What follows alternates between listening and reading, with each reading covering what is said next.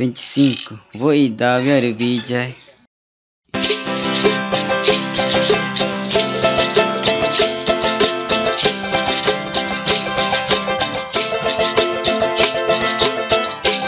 Pakori kumar chor daro ki deta o machon nata.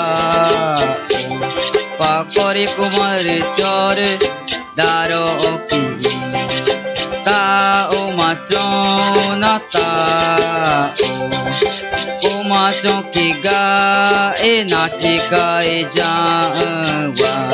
De nachika e me wa e chia ne wa. De ai nhẹ mà wa, de ai nhẹ mà wa.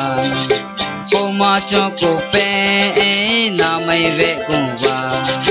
E cô ma nyo go ge ma cha o go e wa ne. Nata macha moka, nata macha moka. Ere ko ma ko cha ta ge re ko ma ko cha ta go.